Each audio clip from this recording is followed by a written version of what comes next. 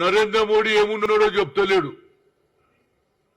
యావత్ భారతదేశంలో ఏకైక నాయకుడు కన్యాకుమారి నుంచి కశ్మీర్ వరకు 4500 కిలోమీటర్లు నడిచి ఇప్పుడు మణిపూర్ నుంచి మొదలుపెట్టి బాంబే వరకు మహారాష్ట్ర వరకు వస్తుంటే ఆయనను రావణుడు అనడమేంది? ఆయన 10 తలకాయలట. అసలు ఏం భాష మాట్లాడుతున్నావురా బాబు? నువ్వు ముఖ్యమంత్రివేనా? ఒక చిన్న పిల్లాడు కూడా ఈ రాహుల్ గాంధీ మీద రావణుడు అనేది నేను వినలే. ఒక పక్క ప్రజల పక్షాన కేంద్ర ప్రభుత్వం 10 ఏళ్లలో ఏం పనులు చేసింది? ఇచ్చిన హామీలు నిలబెట్టుకున్నదా? 2 కోట్ల ఉద్యోగాలు, అదేవిధంగా బ్లాక్ మనీ తెచ్చి 15 లక్షలు ప్రతి పేదవానికి అకౌంట్ లో వేసినవా? అదేవిధంగా పబ్లిక్ సెక్టర్లను ప్రైవేట్ చేసి ఎస్సీ ఎస్టీ ఓబీసీలకు రిజర్వేషన్ లేకుండా చేసినటువంటి వ్యక్తి. ఆఖరు రైతులు సంవత్సరం కాలం నడి రోడ్ల మీద ఎండనక వాననక ఎంతో మంది చనిపోవడం జరిగింది. కానీ వాళ్ళు అడిగింది ఏంటి? మేము పండించిన పంటకు మినిమం సపోర్ట్ ప్రైస్ కావాలన్నారు. అంతే. మేము పంట పండిస్తాం, కానీ మాకు పెట్టుబడి అయితే ఉండాలి కదా.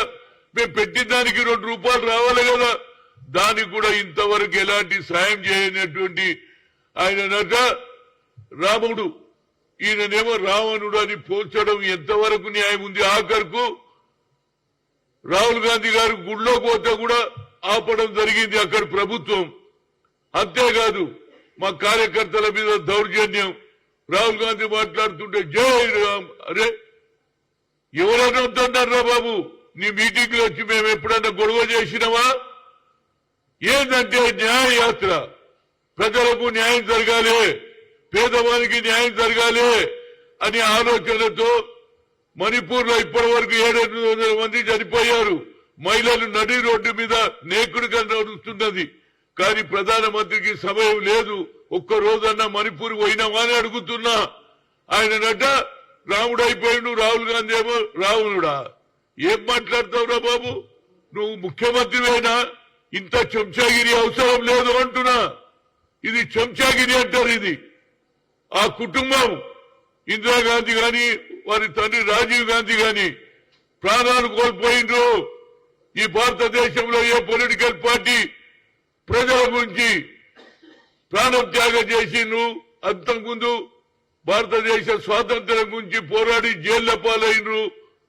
అలాంటి కుటుంబాన్ని కించపరచడానికి అంటే రోజు రోజు పెరిగిపోతున్నది ఆయన ఇమేజ్. రేపు వచ్చే పార్లమెంట్ ఎన్నికల్లో గెలవాలని రాముని ఆయుధంగా ఉపయోగించుకొని ఏ విధంగా హిందూ ఓట్లు తీసుకోవాలడానికి శాయశక్తుల కృషి చేస్తా ఉన్నారు. దాని మీద నేను దీన్ని ఖండిస్తున్నా. రావణుడు అనే మాట ఎట్లొచ్చిందో అంటున్నా. ఆయన రాముని ఆలోచన ఆనాడు రామరాజ్యం రావాలని ఏదైతే పేదల గురించి ఆలోచన చేసే ఆలోచనతో ఇన్ని కిలోమీటర్లు 1000 కిలోమీటర్లు తిరుగుతుంటే ఆ ప్రభంజనం.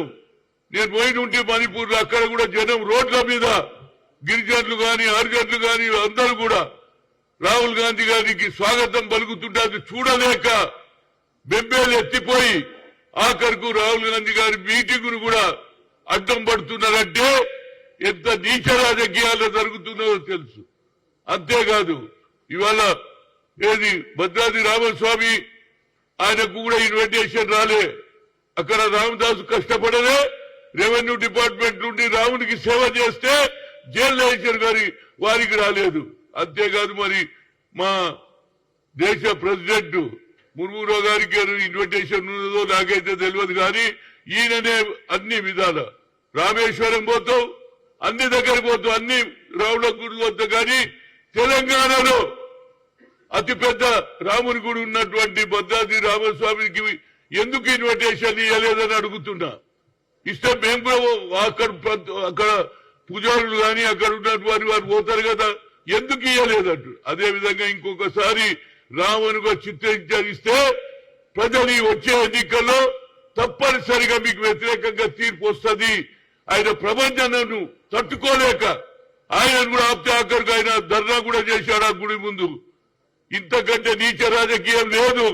కేవలం డెవలప్మెంట్ జరగలే 10 ఏళ్లలో.